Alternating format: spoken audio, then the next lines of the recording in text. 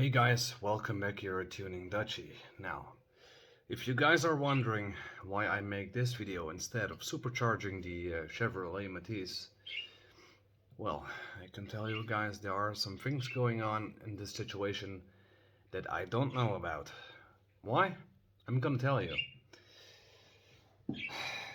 Um, I think we better start off with some damage, because I think in the night from yesterday to today, somebody, I don't know what's happened. I was away from home and came home with everything alright, besides my left tail light that's lightly damaged. So I have to buy that one new, but that's not a big deal though. Um, I didn't saw a pole, but besides that, someone managed to destroy my front bumper. Don't ask me how or how this has happened. I didn't hurt a single thing, not even a scratch, not even a bang, or anything like that. So that's something I have to take care of first.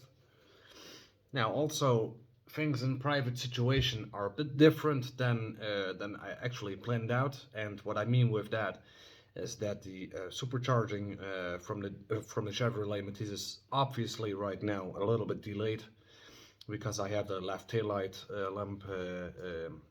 Yeah, well, I have to repair that one, and of course my front bumper. But luckily, this is just a little piece of plastic, and it's well, very cheap in repairing. So I'm very happy with that, and I'm happy that this one is not white color just like the rest of my car, which could really result in high costs. Now, also, there's another update that I can give you guys, because I did some things today, and I think the most important things, if we are looking on the high idle of the Chevrolet Matisse, things looking better, but it's not yet stabilized. What I mean with that, now, as I told you guys, I have well, at least I had the feeling that I had a problem with my brake booster. So I replaced that one, which was not the easiest job to do, but whatever. I mean, I did it. That's the most important thing, right? So I replaced the brake booster with a second used, and at least braking is going better now. So I hope it stays that way. I mean, it's not the best, but it's good. It should be enough. At least I have a little bit more power, at least brake power. So that's good. And on the other hand, I did the EGR valve as well, because I took the EGR valve off, and yes, indeed, we have some problems with that. Now, I didn't knew that. I mean, that was one of the options I had left, and well, if that is one of the options that I have left with fluctuating idles, then that is obviously something I'm gonna take care of. So I used carburetor cleaner to clean the EGR tube and the EGR valve that I used second hand. I was looking at the pintle if it was going up and down very very smoothly, and the one that was already inside the Chevrolet Matisse was a little bit more stiff than the second used. So obviously I put the original gone, and I took the second hand, sprayed carburetor cleaner in there, cleaned a little bit off, and make everything nice and snug again. Now the thing is, I had the same problem with the Daewoo Matisse. Now the Daewoo Matisse has two bolts, one on the top and one at the bottom. Same with the Chevrolet Matisse. Now on the Chevrolet Matisse, the top one was there, but the bottom bolt was gone. So I don't know what happened there. Also, the top bolt was not very tightened up. So I think they would like to solve that problem, but they couldn't make it. So there's a special gasket that goes actually in between the what do you call it, the EGR gasket housing and the EGR tube and EGR valve. Now that's a special gasket, and I don't have that laying over here or something. I mean, there are laying some gaskets in front of me. I mean, this one is in the closest area. However, this one is not for the EGR gasket or whatever, but this one is coming, I believe, from the wastegate. manifold wastegate. So that's for the inlet tube for blocking off. Now, there are several things that I can try again. Now, I mean, I definitely need to get another EGR housing um, gasket to try if I can close that one up. But it's a little bit looking a little bit weird at this moment. So yeah, that. Or I can take another thing that's completely blocking the EGR tube off. Now the problem is I have a connector going to the EGR valve, which is in this Chevrolet Matisse. On the Daewoo Matisse, there was no connector for the electricity, so that's a bit weird. Now, also currently I have here the hood latch lay-in. I believe this is still the second hand that I bought on the junkyard, and this one is not the smoothest, but it should work. Now, if you guys look at this one is nice and straight over here. And on the Chevrolet Matisse, which is currently on the hood ledge, is not straight anymore. Maybe that's causing the problem that it's not closing the hood that good. So I might replace that one with the wrong one that I have laying over here. So yeah. Also, this over here, guys, this is the flange gasket that I probably gonna need later on for the downpipe if I want to change the flex pipe with a Honda Civic race catalyst converter, which will also deliver me 5 more horsepowers and 9 more horsepowers if I'm gonna do chip tuning. But I think first of all I should really repair everything, and currently that's gonna cost me something like 60 euros, I believe. So it's not much. But I mean, every single euro at this moment is for me very much to spend. So I have to be a little bit more careful. Now, I mean, to be honest, still I have idle issues, so I don't know what's going on. But I can definitely say that the hoses that are installed at this moment, they are in a good state. There's only one very weird thing, and if you guys have suggestions, and if you guys hear already this what I'm gonna tell you at this moment, then I really would like if you comment down below whatever you think that my problem could be, because this is really difficult. Now, I had already a throttle body position sensor signal problem, which was too weak.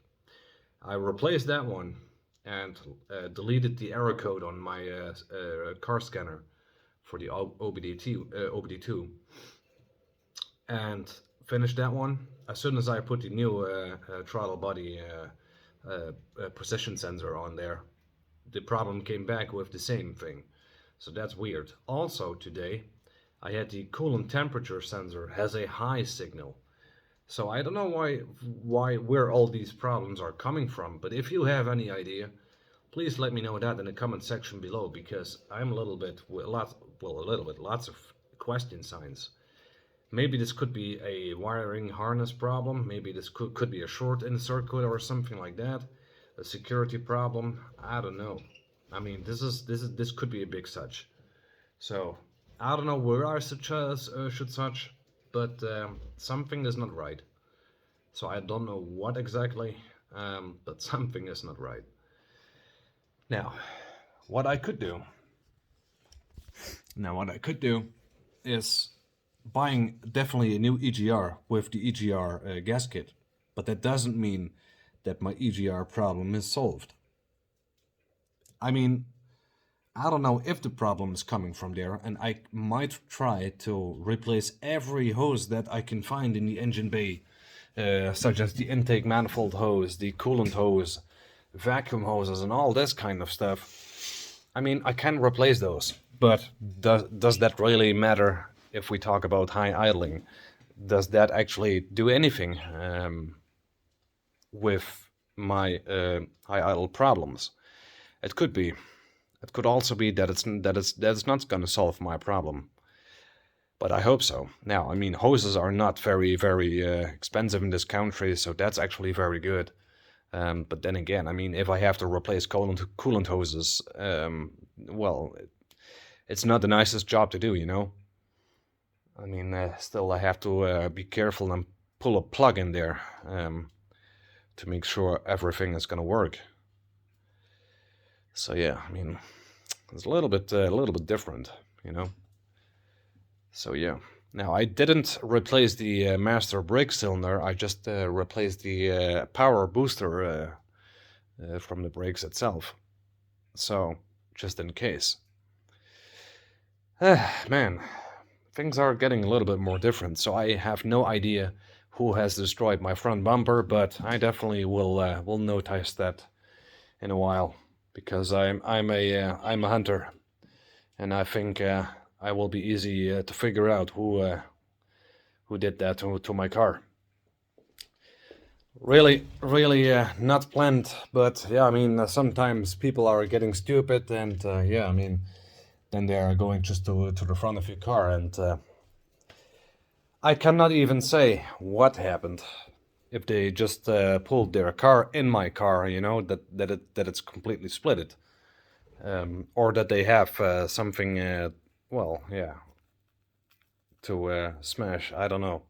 It's just really guessing, and I can guess as long as I want, but I'm not sure what happened exactly.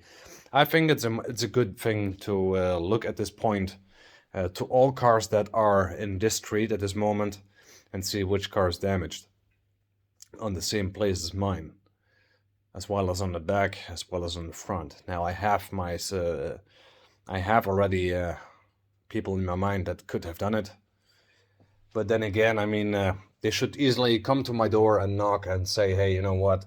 I'm sorry, Tuning Dutchy, that this has happened. I'm sorry. I mean, you know, that's already good enough, but why do people do that, you know?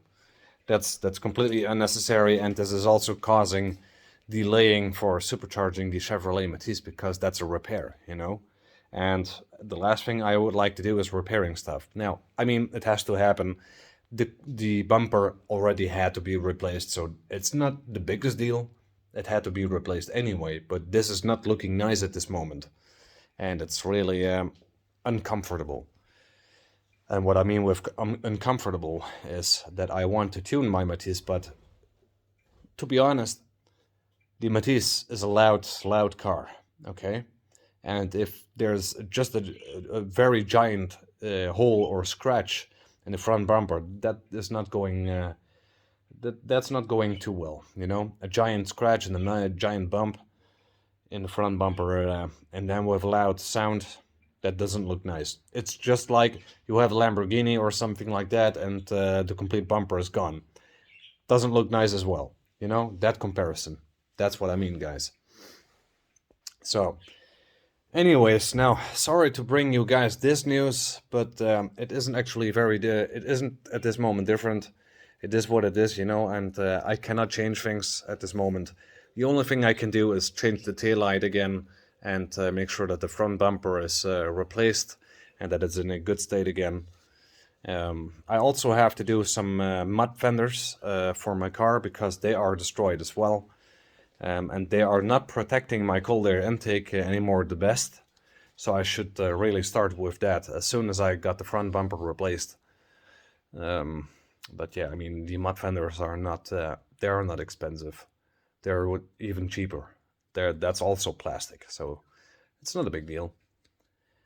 Now, I mean, the little thing goes into big words, but yeah, I mean, it's not the nicest thing, guys, but I mean, I will make this good with you guys, don't worry about that. I mean, I definitely will do something like a drive POV, because that's something I have not done yet, and I told you guys to do that before I'm gonna supercharge anything, so you guys can hear the sound. But before I'm gonna do that, I first want to make sure that the front bumper at least is already in a good state. Now, anyways, people, I would like to thank you already for watching this video. Give this video a like if you like this video. Subscribe to the channel if you want to watch for future content, and well, at least to get our way to the dyno and chip tuning and the supercharging and all that, because these things are definitely going to happen. Doesn't matter how long, but it's going to happen. And I hope at least within 3 months. Yeah, that's a nice, I mean, that's a long time, but I said within. So I hope faster than that. All right, now I'm also, I have to say one thing, guys. Really would like to apologize that I'm doing currently stuff off camera because I have such a busy life at this moment, going from here to there and there and there and there, and I'm really busy at this moment, and I don't even have time for my own cats that are here in my living room, or my birds or whatever. I mean, I'm a lot of times gone, and most of the times I'm listening music in my car, or I have no time to record because I have to be fast. So I mean, I try to be a little bit more active than the last days, but don't worry, guys. I mean, a drive POV will definitely come. But I already can tell you guys that the Chevrolet Matiz is sounding different than a Daewoo Matiz, and this is causing by the catalytic converter. That's also the reason why I would like to replace it. And the Daewoo Matiz was a Euro 3 emissions class, and this one is number 4, which is a little bit more better for the nature. But yeah, so that's that, guys. I'm gonna hang up right now. I hope you guys liked it. As said, like, subscribe, share, and yeah, stay in touch, people. Don't forget to turn on the notifications bell, because if you don't turn it on, you won't be notified whenever I'm uploading anything. Okay? Anyways, guys, this was Tuning Dutchy, and I'm gonna see you guys the next time. See you guys then.